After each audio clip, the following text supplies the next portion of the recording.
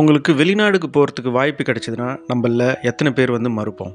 ஆனா நண்பர் வந்து மறுத்திருக்கிறாரு. இன்னைக்கு அவர பத்தின ஒரு இத தான் பார்க்க போறோம். அவருடைய வயசு வந்து 34, கோயம்புத்தூர்ல இருக்கிறாரு. 2 குழந்தைங்க. His got a newborn kid. ஒய்ஃபும் வந்து வேலைக்கு போறாங்க. 13 வருடங்கள் மென்பொருள் நிறுவனத்தில வேலை பார்க்குறாரு. அவருடைய சம்பளம் ரூ. 40,00,000. ஆஃப்டர் டாக்ஸா அவர் வந்து மாசத்துக்கு கொண்டு வர சம்பளம் வந்து ரூ. 2,35,000. அவர் வந்து டிப்ளமோ படிச்சிருக்கிறாரு டெக்ஸ்டைல்ல. அவருடைய முதல் சம்பளம் பார்த்தீங்கன்னா, ரூ. 3,50,000ல போய் சேர்ந்தாரு. 13 வருடங்கள்ல அவருடைய சம்பளம் 10 மடங்குக்கு மேல உயர்ந்திருக்கு. சரி, இன்னைக்கு நீங்க ரூ. 40,00,000 சம்பளம் வாங்குறீங்களே, கொரோனா சமயத்தில உங்களுடைய சேலரி என்ன அப்படின்னு கேட்டேன். Out of curiosity. அவர் என்ன சொன்னாரு, நான் அப்பயே வந்து 21,00,000 சம்பளம் வாங்கிட்டு இருந்தேன். இப்ப அங்கருந்து கிட்டத்தட்ட ஒரு டபுள்க்கு நான் வந்து மூவ் ஆயிருக்கேன் அப்படின்னாரு. இதுக்கு முக்கியமான காரணங்களா அவர் சொன்னது வந்து, நான் வந்து தொடர்ச்சியா என்ன வந்து அப்டேட்டடாவே வச்சுப்பேன். ஸ்கில் அப்கிரேட் பண்ணிட்டே இருப்பேன். நான் வந்து சர்டிஃபிகேஷன்ஸ் நெறையா பண்ணுவேன். அத வச்சுட்டு நான் வந்து அடுத்தடுத்த வேலைக்கு நான் வந்து மூவ் ஆகணும்னு நெனைப்பேன். குறிப்பா வந்து ஒரு 3 வருஷத்துலேருந்து 4 வருஷத்துக்கு ஒரு வாட்டி வந்து நான் வந்து நிறுவனங்கள் மாறிக்கிட்டே இருப்பேன் அப்படின்னு சொன்னாரு. பெங்களூர்ல தான் 4, 5 இயர்ஸ் இருந்திருக்கிறாரு.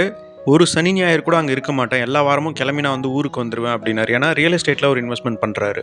அப்படி அவர் பண்ண முதலீடுகள்ல ஒரு பில்டிங் கமர்ஷியலா கட்டணும் அப்படின்னு சொல்லி கட்டி, அதுலேருந்து ஒரு ரூ. 35,000 வருமானம் வர்ற மாதிரி 6 சிங்கிள் பெட்ரூம் வீடு கட்டியிருக்கிறாரு. மத்தவங்கள மாரி வேற என்னென்ன முதலீடுகள் பண்ணாரு? மியூச்சுவல் ஃபண்ட்ஸ்ல 2011லேருந்தே பண்றாரு. இது இல்லாம வந்து மாசம் மாசம் நகை சீட்டு கட்டுறாரு. அப்புறம் எஸ்ஐபிலயும் வந்து முதலீடு பண்றாரு.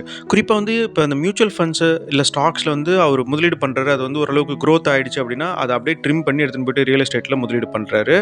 இப்ப அவர்கிட்ட இருக்கிற பணத்தை விட அதிகமான பணம் போட்டு இடம் வாங்குற மாரி இருந்துச்சுன்னா, கையில வச்சிருக்கிற நகைய அடமானம் வச்சு அந்த டிரான்சாக்ஷன முடிச்சிடுறாரு.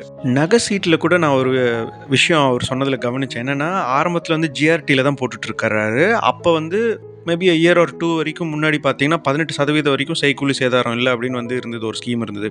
ஆனா இப்ப எப்படி மாத்திட்டாங்க அப்படின்னா, 9%க்கு மட்டும் தான் வேஸ்டேஜ் இல்ல. மீதி 50% நம்ம கட்டணும் அப்படின்ற மாரி ஒரு ஜிஆர்டில மாத்திட்டாங்க. இதனால அவர் வந்து தங்கமயிலுக்கு மூவ் ஆனாரு. அப்புறம் தங்கமயில்ல இருந்து லோக்கல் பிளேயர்ஸ் ஈரோடு, சூலூர் இது மாதிரியான இடங்கள்ல இருக்கிற லோக்கல் ஆட்கள் கிட்ட போயிட்டு நகை சீட்டு கட்ட ஆரம்பிச்சிருக்காரு. இங்க பெரிய கூடுதல் அட்வான்டேஜ் என்ன அப்படின்னு பார்த்தீங்கன்னா, ஜிஎஸ்டி கூட அவங்க வந்து கலெக்ட் பண்றது இல்ல. ஏன்னா அவங்க வந்து ஸ்மால் பிசினஸ் அப்படின்றனால ஜிஎஸ்டி போடுறது இல்லையாம். ஸோ எனக்கு வந்து வேணுன்ற குவான்டிட்டியும் செய்கூலி சேதாரம் இல்லாம எடுத்துக்கிறேன். ஜிஎஸ்டியும் கட்டாம நான் நகை எடுத்துக்கிறேன் அப்படின்னாரு. நம்மள எத்தனை பேர் அத செய்றோம்? யோசிக்க வேண்டிய விஷயம் தான். ரியல் எஸ்டேட்ல தான் பெரும்பாலான முதலீடுகள் அவர் வந்து பண்ணியிருக்கிறாரு. ஒரு இடத்த அவர் வந்து டபுள் டவுன் பண்ணிட்டு, இந்த இடம் நம்ம வாங்கலாம் அப்படின்னு முடிவு பண்றதுக்கு முன்னாடி குறைஞ்சபட்சம் 20லேருந்து 25 ப்ராப்பர்ட்டீஸ அவர் வந்து பார்த்து, வெட் பண்ணிட்டு அதுக்கப்புறமா தான் வந்து ஒரு முடிவுக்கு வராரு. ரொம்ப அவசரப்படுறது இல்ல. இப்போ உங்களுக்கு புரிஞ்சிருக்கும். அவர் பெங்களூர்ல இருந்தா கூட ஏன் வார வாரம் வந்து அவர் வந்து நேட்டிவ்க்கு வந்துடுறாரு அப்படின்ட்டு. ஏன்னா அவ்வளோ டைம் எடுக்குது. இதனால பெரிய அட்வான்டேஜ் என்ன அப்படின்னா, நான் வந்து லோக்கலா வந்து கனெக்டடா இருக்கிறேன். ரியல் எஸ்டேட் மார்க்கெட் எந்த நிலவரத்துல இருக்குன்னு எனக்கு நல்லாவே தெரியும் அப்படின்னு சொன்னாரு. ஐடிலேருந்து எனக்கு நாளைக்கு வேலை போயிடுச்சுனா கூட, இதையே கூட நான் வந்து ஒரு முழு நேர தொழிலா கூட எடுத்து பண்ணலாம். அந்த அளவுக்கு எனக்கு வந்து நாலேட்ஜ் இருக்கு அப்படின்றதையும் சொன்னாரு. இப்ப ரியல் எஸ்டேட்ல அவர் வந்து மொத்தமா வந்து எவ்வளோ தான் இப்ப முதலீடு பண்ணியிருக்கிறாரு அப்படின்னு பார்த்தீங்கன்னா, ஒரு 4000 சதுர அடியில ஒரு இடம் இருக்குன்னு சொன்னாங்க. அதுல வந்து ஒரு 1,4 கோடி. இது இல்லாம ஒரு 5 சைட் மொத்தமா வச்சிருக்கிறாரு. எவ்ரிதிங் புட் டுகெதர் வந்து ரூ. 2,85,00,000 அதோடைய மதிப்பு. இது எல்லாம் இவங்க சம்பாரிச்சு, இவங்க வேலைக்கு போய் சம்பாரிச்ச சொத்து.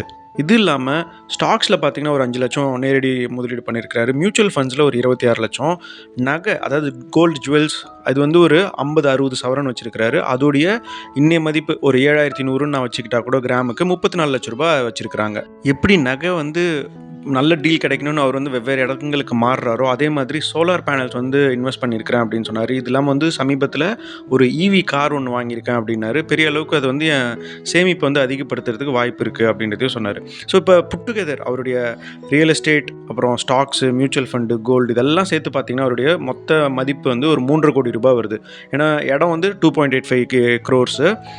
ஸ்டாக்ஸ் அண்ட் மியூச்சுவல் ஃபண்ட்ஸ் வந்து ஒரு 31 lakhs, கோல்டு வந்து ஒரு 34 lakhs. நீங்க ஆட் பண்ணீங்கன்னா 3,50,00,000 கோடி வரும். இது இல்லாம லோன்ஸ் அவருக்கு இருக்கு. ஒரு 75 to 80 odd lakh rupees வந்து லோன் இருக்கு. இதுல ஹோம் லோன் ஒரு 60,00,000, கோல்டு பிளெட்ஜ் பண்ணி ஒரு 10,00,000 இருக்கு. இது இல்லாம காருக்கு வாங்கின லோன் ஒரு 10,00,000. ஒரு ஏறத்தாழ 75 to 80 lakh rupees வந்து லோன்ஸ் இருக்கு. அத வந்து அவருடைய சொத்து மதிப்புலேருந்து நம்ம கழிச்சோம் அப்படின்னா, ஒரு 2.25 கோடி ரூபாய் வந்து அவரா வந்து சொத்து உருவாக்கி இருக்கிறாங்க. இன்னொரு விஷயம் நான் சொல்ல மறந்துட்டேன். இந்த நகை வாங்குறதுல பெரும்பகுதி பணம் யார் குடுக்குறாங்க அப்படின்னா, அவங்களுடைய வீட்டம்மா. அவங்களும் வேலைக்கு போறாங்க. அவங்க வந்து மெஜாரிட்டி கான்ட்ரிபியூஷன் கோஸ் டுவர்ட்ஸ் கோல்டு. இவங்களுக்கு சாதகமா இருக்கிற பாசிட்டிவான விஷயங்கள் பார்த்தீங்கன்னா, 2 பேருமே சம்பாதிக்கிறாங்க. அது பெரிய அட்வான்டேஜ். அதுவும் இல்லாம இவர் வந்து ரெகுலரா அவர் வந்து அப்ஸ்கில் பண்ணிக்கிறாரு. அதுக்கான பணத்த முதலீடு பண்றாரு. நேரத்த குடுக்குறாரு. சர்டிஃபிகேஷன்ஸ் முடிக்கிறதுனால மார்க்கெட்ல ரெலவென்ட்டா வச்சுக்கிறாரு அவர. அதனால அதிகமான சம்பளமும் அவரால வாங்க முடியுது. அதுவும் இல்லாம ரியல் எஸ்டேட்டுக்கு பெரிய ஒரு வளர்ச்சி வாய்ப்பு இருக்குன்னு அவருக்கு தெரிஞ்சதுனால தான் ரெகுலராக ரியல் எஸ்டேட்லேயே திரும்ப திரும்ப முதலீடு பண்ணிட்டு இருக்கிறாரு. நம்மள நெறைய பேர் வந்து ஒரு கம்பெனியில நம்ம வந்து நகை சீட்டு போடுறோம் அப்படின்னா, அங்கேயே நம்ம வந்து கடைசி வரைக்கும் இருப்போம். நம்ம வந்து வி டோன்ட் சேஞ்ச். அதான் ஹியூமன்ஸ்ல இருக்கிற அது ஒரு நெகட்டிவ்னு சொல்லலாம். நான் வந்து ஒரு ஒரு பிஹேவியர்க்குள்ள நான் போயிட்டேன்னா, அத நான் வந்து அவ்வளோ லேஸ்ல வந்து உடைச்சிட்டு வெளில வரமாட்டேன். ஆனா இவரு வந்து அத பண்ணல. இவரு வந்து நகை வாங்குறதுனா, எனக்கு எங்க பெஸ்ட் டீல் கிடைக்கும் அப்படின்னு அடுத்தடுத்த கடைகளுக்கு அவர் வந்து மூவ் ஆகுறாரு. அது ஒரு பெரிய அட்வான்டேஜ். அதுவுமே அவருக்கு ஒரு பாசிட்டிவான ஒரு இம்பேக்ட்ட ஏற்படுத்துது. இது இல்லாம ரியல் எஸ்டேட் மூலியமா அவர் வந்து ஒரு 6 வீடு கட்டிட்டு, அதில இன்னைய தேதிக்கு ஒரு ரூ. 35,000 வருமானம் வர மாதிரி அவர் வந்து ஏற்பாடு பண்ணியிருக்கிறாரு. ப்ளஸ் வந்து அந்த காஸ்ட் சேவிங் இருக்கணும் அப்படின்ற அந்த தாட் ப்ராசஸ் இருக்கிறதுனால, சோலார்ல முதலீடு பண்றது, அதுக்கப்புறம் ஈவி வெஹிக்கிள் வாங்குறது, இதெல்லாமும் செஞ்சிருக்கிறாரு. நெறைய பேர் வந்து முதல்ல மியூச்சுவல் ஃபண்ட்ல நீண்ட நாளுக்கு முதலீடு பண்றதில்ல. அப்படியே பண்ணாலும் அங்கருந்து ப்ராஃபிட்ஸ் வந்து புக் பண்றதில்ல. இவரு வந்து மியூச்சுவல் ஃபண்ட்ஸ்ல முதலீடு பண்றாரு. அதில லாபம் வந்துச்சுன்னா, அத ட்ரிம் பண்ணி எடுத்துன்னு போயிட்டு ரியல் எஸ்டேட்ல இடம் வாங்கிர்றாரு. இன்னும் நெறைய பேர் வந்து ரியல் எஸ்டேட்ல நான் முதலீடு பண்றேன் அப்படின்னு சொல்லிட்டு, இருக்கிறதுக்கு ஒரு வீடு இருக்கும். ஆனா வந்து 2வது வீடு இல்ல அடுத்தடுத்த முதலீடுகள் பண்ணுவாங்கல்ல, அது கூட பார்த்தீங்கன்னா வந்து ரெசிடென்ஷியல் ப்ராப்பர்ட்டில தான் முதலீடு பண்ணுவாங்க. அதில வந்து ஈல்டு வந்து நேச்சுரலாவே கம்மியா தான் இருக்கும். Compared two your commercial real estate இல்ல கமர்ஷியல் பில்டிங்ல. இவரு வந்து கமர்ஷியல் பில்டிங்ல தான் முதலீடு பண்ணியிருக்கிறாரு. அதனால ஈல்டு வந்து அதிகமா இருக்கும். இவ்ளோ நெறைய கை நெறைய சம்பளம் வாங்கக்குள்ள இருக்கிற பெரிய அட்வான்டேஜ் வந்து நம்ம நெனைக்கக்குள்ள ஒரு 6 மாசம், 8 மாசத்துல வந்து பெரிய லோன்ஸ் எல்லாம் க்ளோஸ் பண்ணலாம். நண்பர் அத தான் சொன்னாரு. நான் வந்து இன்னும் ஒரு அடுத்த ஒரு 6, 7 மாசத்துக்குள்ள கார் லோன நான் முடிச்சிடலான்னு இருக்கேன் அப்படின்னு சொன்னாரு. அப்புறம் அவரு இருக்கிறதுக்கு ஒரு 60 லேக் ரூப்பீஸ்ல ஒரு வீடுக்கு லோன் வாங்கியிருக்கிறார்ல, அதுல எந்த அவசரமும் இல்ல. அது பாட்டுலும் பொறுமையா போட்டும். I will take my own sweet time. ஏன்னா அது வந்து ரொம்ப கம்மியான இன்ட்ரெஸ்ட் ரேட்ல எனக்கு கிடைக்குது. அதுவும் இல்லாம நான் வேணுன்ற முதலீடுகளும் நான் பண்ணிட்டு இருக்கேன். அதனால நான் அத வந்து அவசரப்படுத்த போறதில்ல அப்படின்றத சொன்னாரு. இந்த வீடியோ பத்தி நீங்க என்ன நினைக்கிறீங்க அப்படின்றத கமெண்ட்ஸ்ல என்னோட பகிர்ந்துக்கோங்க. என்னோட பேசணும்னு விருப்பப்படுறவங்க meetkarthik@protonmail.com தயங்காம இமெயில் பண்ணுங்க. உங்களுடைய ஃபோன் நம்பரும் இன்க்ளூட் பண்ணுங்க. நான் வேற ஒரு சுவாரஸ்யமான தகவலோட வேற ஒரு நாள் உங்கள எல்லாரும் சந்திக்கிறேன். நான் உங்க கார்த்திக். இது உங்க ஸ்மார்ட் அண்ட் ஃபுல்லிஷ் சேனல். நன்றி, வணக்கம்.